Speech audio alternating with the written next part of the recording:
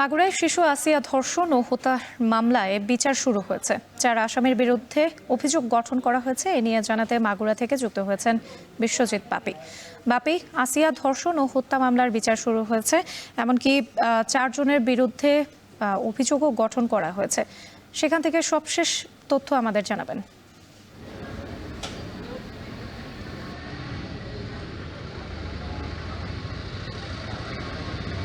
ধন্যবাদ। যে মাগুরা যে আলোচিত শিশু আসিয়া ধর্ষণ ও হত্যা মামলার যে প্রধান আসামি সহ যে 4 জন আসামি, তো আজ 1.5 মাস পর তাদের কিন্তু চার্জ গঠন আজকেই করা হলো। কিছুক্ষণ আগেই কিন্তু যেই আসামিরা কিন্তু আদালতে তারা কিন্তু এসেছিল। আমি এই মুহূর্তে আছি মাগুরা জেলা জজ আদালতে।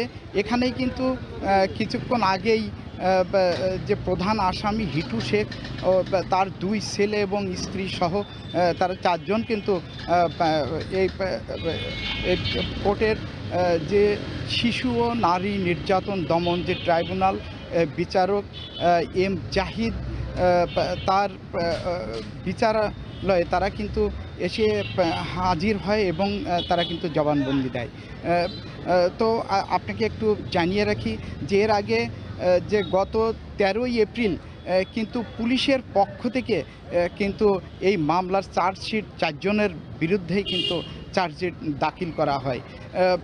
তো মামলার চার্জশিট দাখিলের পর থেকেই কিন্তু আবার কিন্তু 20 তারিখে আসামিদের কিন্তু এই কোর্টে কিন্তু হাজির করা হয়। আজকে এই মামলার জন্য সরকারের পক্ষ থেকে একজন অ্যাটর্নি জেনারেল পদমর্যাদা অ্যাডভোকেট এহসানুল হক সমাজি, তাকে কিন্তু স্বরাষ্ট্র মন্ত্রণালয় থেকে কিন্তু এই মামলার জন্য কিন্তু তাকে মাগুরায় পাঠিয়েছে।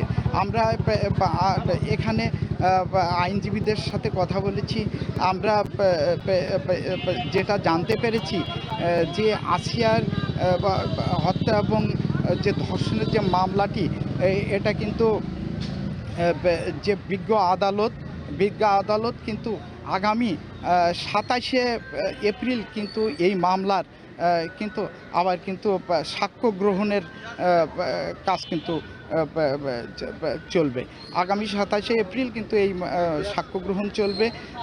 তো আমি এই মুহূর্তে যে মাগুরায় জজ কোর্ট আদালত থেকে এ ছিল আসিয়া ধর্ষণ ও হত্যা মামলার সর্বশেষ। মাগুরার আসিয়ার ধর্ষণ ও হত্যা মামলার বিচার শুরু হয়েছে। এ নিয়ে বিস্তারিত জানাতে আমাদের সঙ্গে যুক্ত ছিলেন বিশ্বজিৎ বাপি।